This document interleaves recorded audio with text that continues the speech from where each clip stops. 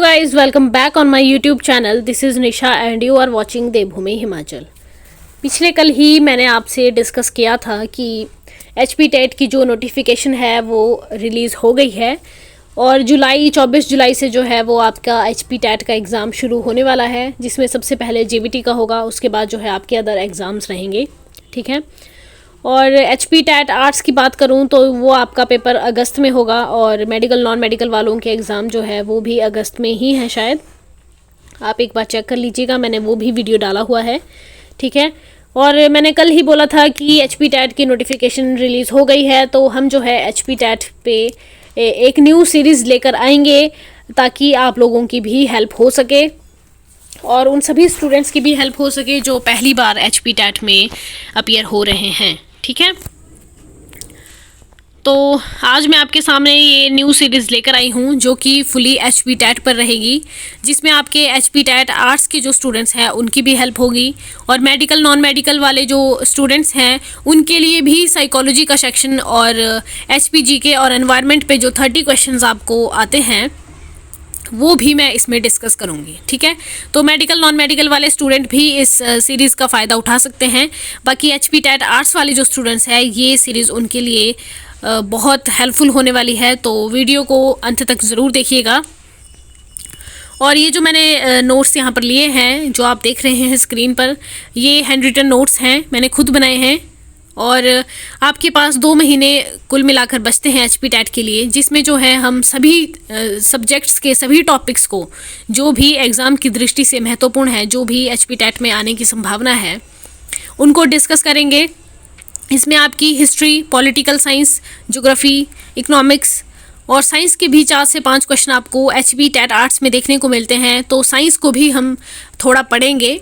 ठीक है। लेकिन मेडिकल नॉन मेडिकल वाले स्टूडेंट्स ये मत सोचिएगा कि उनके लिए भी वो वीडियोस हेल्पफुल होंगी, वो प्लीज़ अपना पढ़ते रहिए साइंस का जो भी है। बाकी HP टेट आर्ट्स वाले स्टूडेंट्स की मैं बात कर रही हूँ कि जनरल साइंस के कुछ क्वेश्चंस आपको देखने को मिलते हैं, तो वो भी हम इसमें डिस्कस करेंगे। जनरल साइंस की वीडियोज़ भी मैं आपको 4 से 5 लेक्चर में करवाऊँगी साइंस। ठीक है। उसके अलावा साइकोलॉजी आपकी रहेगी और HPGK जो है वो भी आपका इस सीरीज़ में हम कवर करने वाले हैं। ठीक है। पूरे 2 महीने जो है ये सीरीज़ चलेगी और मैं आपको टाइमिंग बता दूं तो आज तो चलो आपको वीडियो जब भी मिले आप देख लेना, लेकिन कल से 7 से शाम को 7 से 8 बजे के बीच रोज़ आपको वीडियो देखने को मिलेगी, एक वीडियो रोज़। ठीक है। जिसमें जो है आपका कोई भी टॉपिक जो है एक दिन में कवर किया जाएगा। तो आज जो है मैं हिस्ट्री आपके सामने लेकर आई हूँ। हम हिस्ट्री से शुरू कर रहे हैं, उसके बाद हम धीरे धीरे ज्योग्राफी, फिर पॉलिटिकल साइंस और इकोनॉमिक्स और बाकी जो सब्जेक्ट्स जो मैंने अभी डिस्कस किए उन सब पे हम डिस्कशन करेंगे। और यकीन मानिए कि इनके बाहर जो है आपका पेपर नहीं जाएगा। और रही करंट अफेयर्स की बात, करंट अफेयर्स के क्वेश्चन जो है 8 से 10 क्वेश्चंस देखने को मिलते हैं। पिछली बार HP टेट मेडिकल का जो पेपर हुआ था उसमें 20 से 25 क्वेश्चन जो है आपके करंट अफेयर्स के आए थे। हम करंट अफेयर्स भी इसमें शामिल करेंगे और मैं करंट अफेयर्स की भी आपको प्रेपरेशन करवाऊंगी। 2 महीने में आराम से इस एग्ज़ाम को क्रैक कर सकते हैं आप, ऐसा नहीं है। लेकिन इन वीडियोस के बाहर एक भी क्वेश्चन आपका नहीं जाएगा, हम इसमें हर पहलू को टच करते हुए चलेंगे। वेस्ट ना करते हुए शुरू करते हैं भारत के इतिहास से, हिस्ट्री से। ठीक है। देखिए, हिस्ट्री को आपको पता ही है कि हिस्ट्री जब भी हम पढ़ते हैं तो हम 3 पार्ट्स में डिवाइड करके पढ़ते हैं, एंशिएंट हिस्ट्री, मेडिएवल हिस्ट्री और मॉडर्न हिस्ट्री। तो आज हम एंशिएंट हिस्ट्री से शुरू करेंगे। सबसे पहले आपको पता होना चाहिए कि जो हमारा देश है, भारत देश है, जो इंडिया है, उसका नाम हमें कहाँ कहाँ से देखने को मिलता है। प्राचीन काल में इंडिया को क्या कहते थे, भारत को क्या कहते थे। ठीक है। तो हम वहीं से शुरू कर रहे हैं। देखिए, अगर क्वेश्चन इस तरह से बनता है कि महाकाव्य और पुराणों में जो है भारत को किस नाम से जाना गया है, तो महाकाव्य और पुराणों में जो है भारतवर्ष के नाम से भारत को जाना जाता था। ठीक है। फिर हम प्राचीन नाम की बात करें कि प्राचीन काल में भारत को किस नाम से जानते थे, तो वो आपका जम्बूद्वीप के नाम से हम प्राचीन काल में भारत को जानते थे। यूनानी जो लोग आए उन्होंने भारत को जो है इंदे कहना शुरू किया और इंदे के आधार पर ही जब अंग्रेज आए तो उन्होंने इंदे को ही इंडिया का नाम दिया और उस प्रकार जो है भारत का नाम इंडिया पड़ा। फिर हम देखते हैं कि अरब लोग आए। देखिए, भारत पर जो है समय समय पर अरबों ने आक्रमण किया, यूनानियों ने आक्रमण किया, फिर अंग्रेज भी आए। ठीक है। तो बहुत सारे लोगों का जो आगमन है वो इंडिया में रहा है, तो सबने जो है भारत को अलग अलग दृष्टि से देखा, अलग अलग नाम दिए।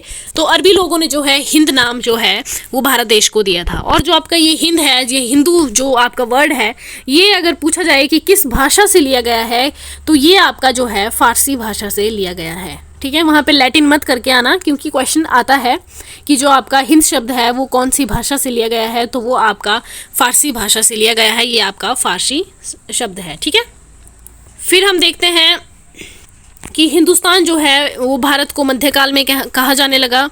और अगर मैं भारतीय इतिहास की बात करूं तो भारतीय इतिहास को हम 3 भागों में बांट कर देखते हैं, जिसमें आपका सबसे पहले है प्राचीन भारत, फिर है मध्यकालीन भारत, फिर है आधुनिक भारत। और इन तीनों में जो बांटने का श्रेय है ये जाता है क्रिस्टोफ सेलियरस को। इनका नाम याद रखिएगा अगर क्वेश्चन इस प्रकार से बनता है कि भारतीय इतिहास को 3 भागों में बांटने का जो श्रेय है वो किसे जाता है, तो वो आपके क्रिस्टोफ सेलियरस को जाता है। ठीक है, फिर हम देखते हैं कि प्राचीन भारत के इतिहास की हम बात करें तो सोर्सेज क्या क्या रहे हैं। हमें प्राचीन भारत का जो इतिहास है वो कहाँ कहाँ से पता चलता है, तो वो हमें धर्म ग्रंथों से, ऐतिहासिक ग्रंथों से, विदेशी यात्रियों के जो यात्रा विवरण रहे हैं उनसे, और पुरातत्व विभाग ने जो खोजें की है उनसे जो है हमें प्राचीन भारतीय इतिहास जो है वो पता चलता है। ठीक है, तो सबसे पहले हम धर्म ग्रंथों की बात करेंगे। धर्म ग्रंथों में जो सबसे प्राचीन धर्म ग्रंथ है वो आपके वेद रहे हैं।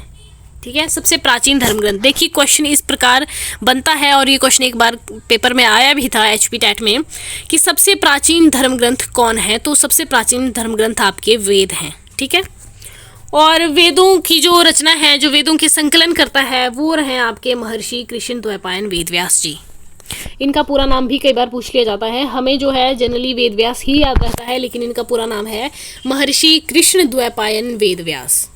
ओके, फिर हम देखते हैं वेद हमने देख लिया कि सबसे प्राचीन जो धर्म ग्रंथ है वो आपके वेद रहे हैं। अब हम वेदों में देखते हैं कि कौन कौन से वेद हैं। तो सबसे पहले देखिए ऋग्वेद, सबसे प्राचीन वेद आपका ऋग्वेद ही है। उसके बाद आपका यजुर्वेद है, फिर आपका सामवेद है, और फिर आपका अथर्ववेद है।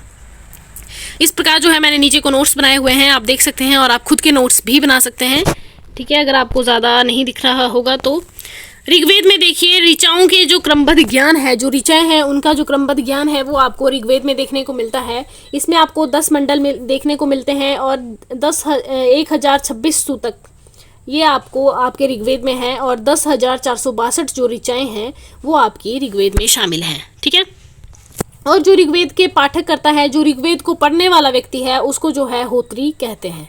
ये शब्द जो है आपको याद रखना है।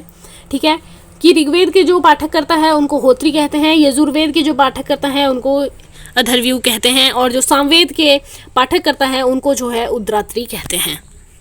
नाम याद रखिएगा, क्योंकि HP टैट में लास्ट ईयर ये क्वेश्चन देखने को मिला था कि ऋग्वेद के जो पाठक करता है उनको क्या कहते हैं, तो उनको आपके होत्री कहते हैं। ओके, फिर हम देखते हैं कि जो ऋग्वेद है उससे जो है हमें आर्य की राजनीतिक प्रणाली, इतिहास और ईश्वर की जो महिमा है उसकी जानकारी हमें प्राप्त होती है।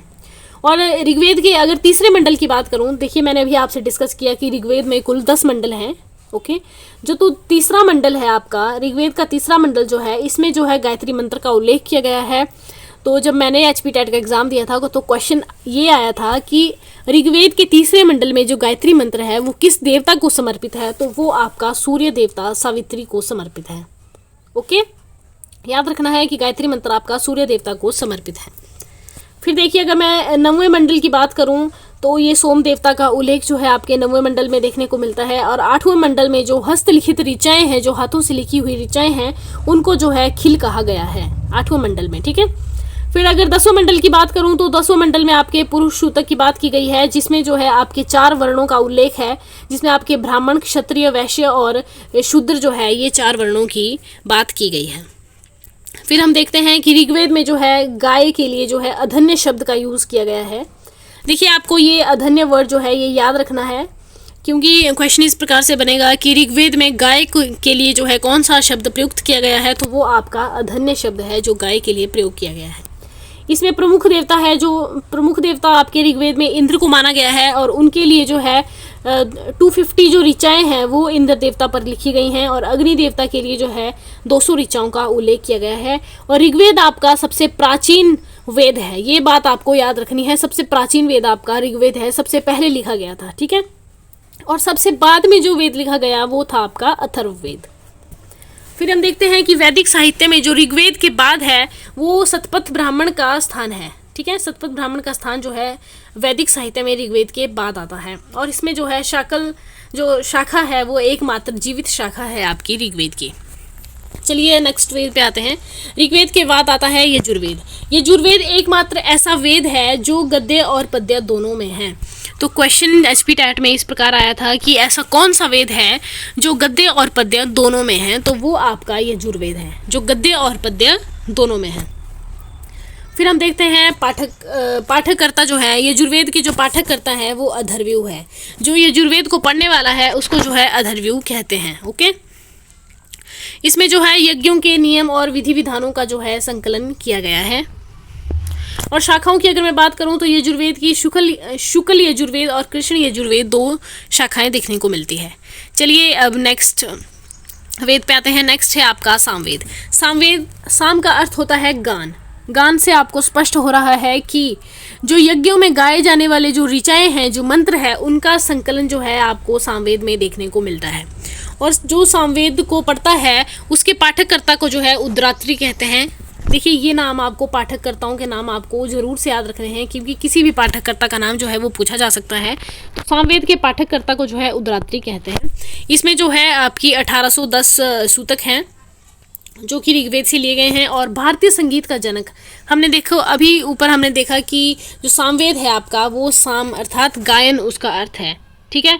तो गायन से आप याद रख सकते हैं कि भारतीय संगीत का जनक जो है वो भी आपका सामवेद को ही कहा जाता है। और शाखाओं की अगर बात की जाए तो कौथुम, राणायनीय, जैमिनीय और तलवकार, ये 4 शाखाएं जो है सामवेद की है।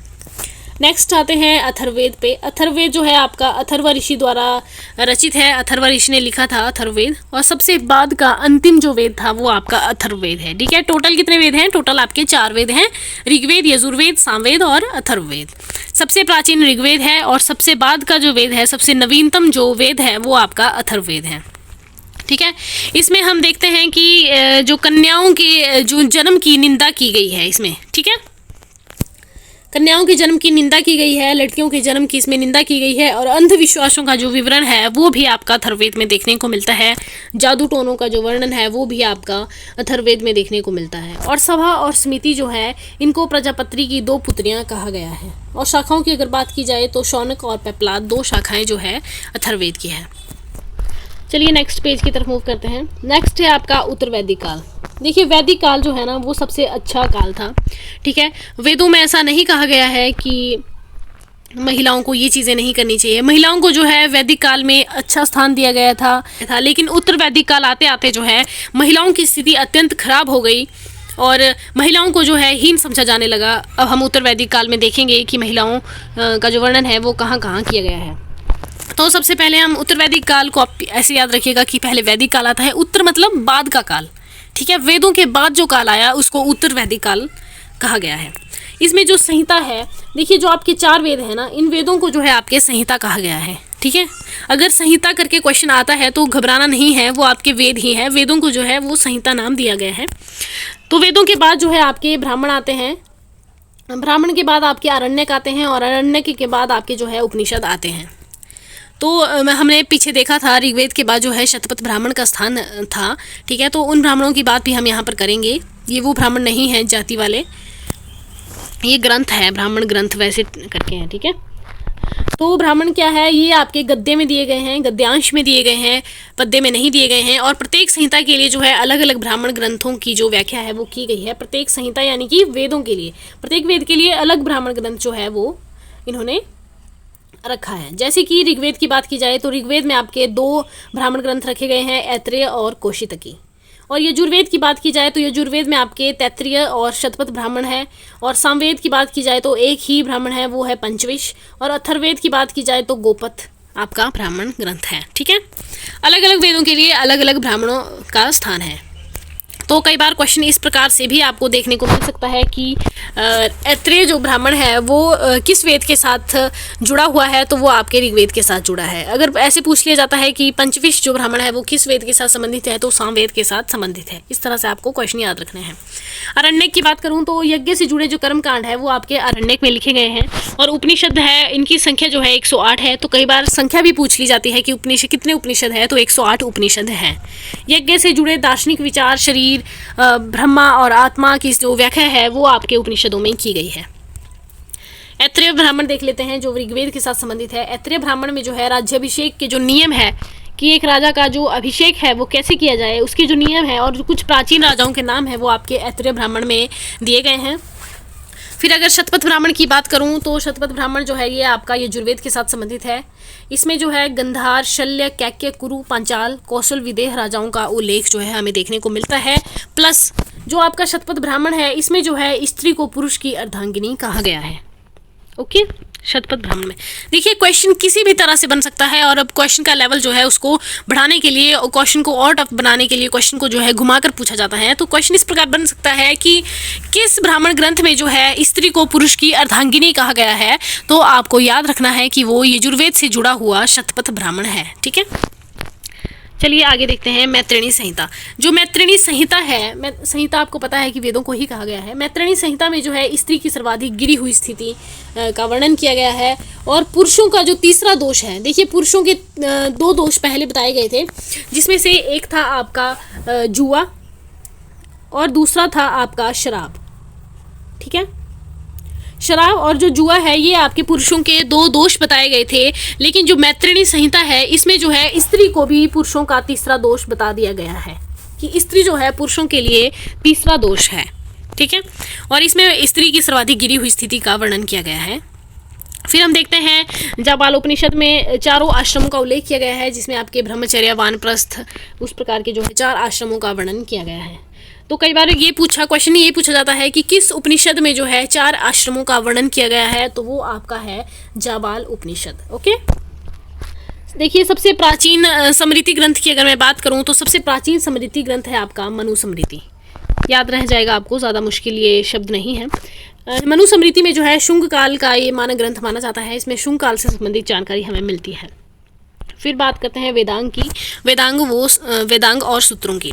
देखिए 6 वेदांग है। वेदांग होते क्या है, आपको वेदांग से ही, नाम से ही स्पष्ट हो रहा होगा कि वेद अंग यानी कि वेदों के अंग। ये आपके जो 4 वेद हैं, ऋग्वेद, यजुर्वेद, सामवेद और अथर्ववेद, उनके ही आगे अंग हैं ये। और इनकी ज़रूरत हमें क्यों पड़ी, वेदों को भली भांति समझने के लिए जो है हमें वेदांगों की ज़रूरत पड़ी। और इनकी संख्या जो है कितनी है, 6 है। 6 वेदांग हैं। फिर हम देखते हैं कि कौन कौन से हैं, तो वो है आपके शिक्षा, कल्प, निरुक्त, व्याकरण, छंद और ज्योतिष। 6 प्रकार के वेदांग है वेदों को समझने के लिए।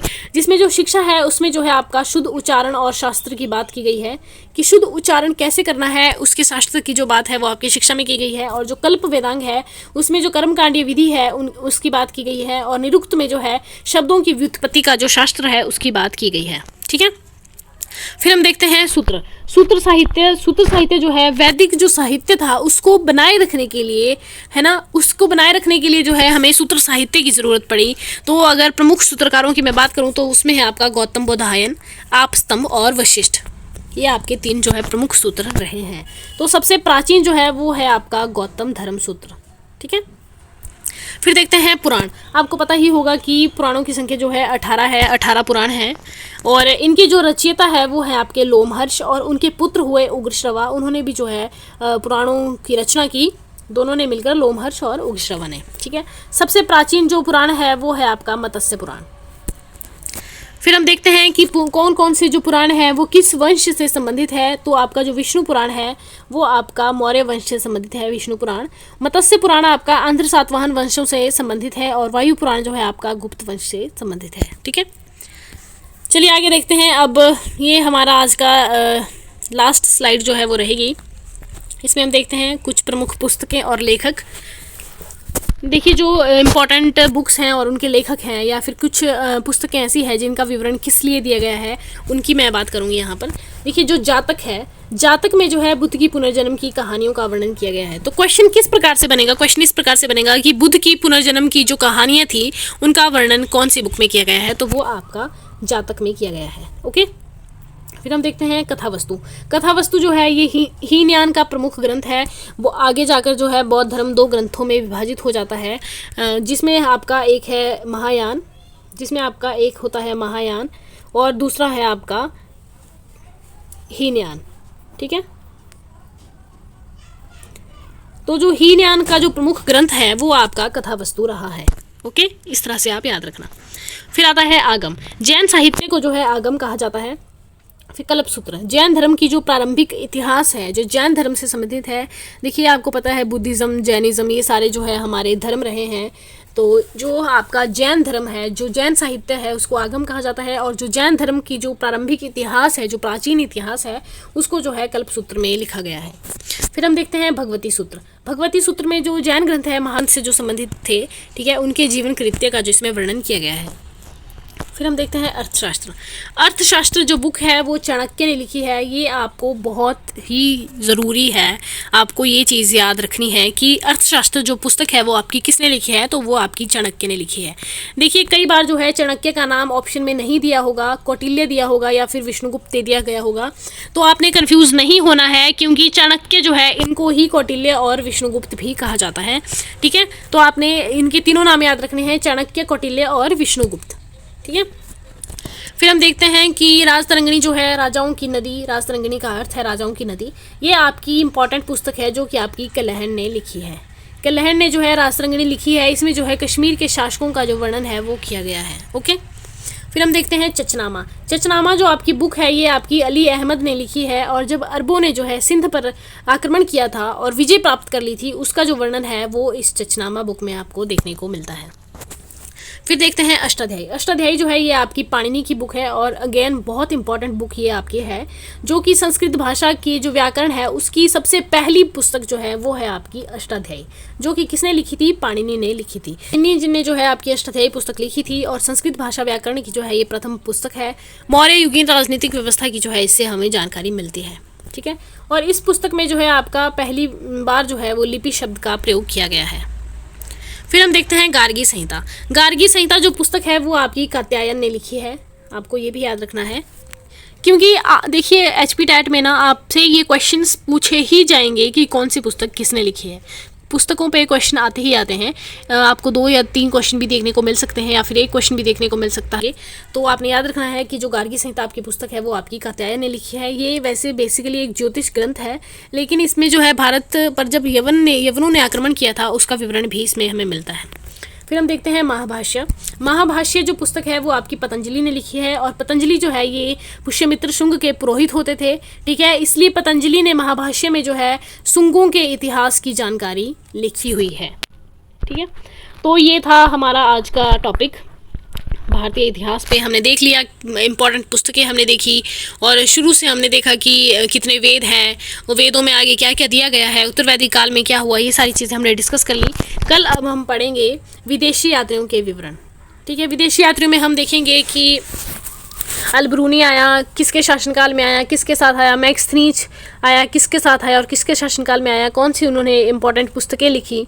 ठीक है, ये सब चीज़ें जो है हम कल की क्लास में देखेंगे। आपको बता दूं कि कल आपको जो है शाम को, ठीक है, 7 से 8 बजे के बीच जो है वो वीडियो देखने को मिलेगी। शाम के टाइम 7 से 8 बजे के बीच ही मैं आपको कल से वीडियो आपकी अपलोड कर दिया करूँगी। ओके, तो कल 7 से 8 बजे के बीच मिलते हैं। तब तक के लिए बाय बाय, टेक केयर, अपना ध्यान रखिएगा और पढ़ते रहिए। हम 2 महीने में जो है एचपी टैट की पूरी तैयारी कर लेंगे, मुझ पर आप विश्वास कर सकते हैं। तो ये मैं जो है इंपॉर्टेंट जो टॉपिक है उनके नोट्स भी बना रही हूँ और आपके लिए साथ में वीडियो भी बनाती रहूँगी। तो चलिए कल मिलते हैं और कल हम जो है विदेशी यात्रियों के विवरण करेंगे और साथ में कुछ और चीज़ें भी करेंगे। और हाँ, हड़प्पा सभ्यता जो है उसको भी हम कल करने वाले हैं। ठीक है, इंपॉर्टेंट जो है आपकी हड़प्पा सभ्यता से जो है क्वेश्चन बनते ही बनते हैं, तो हड़प्पा सभ्यता को भी हम जो है कल डिस्कस करेंगे। Thanks for watching. अगर आप मेरे चैनल पर नए हैं तो चैनल को सब्सक्राइब कीजिए, बेल आइकन दबाना मत भूलिएगा और अगर आपको वीडियो अच्छी लगे तो यार लाइक कर देना।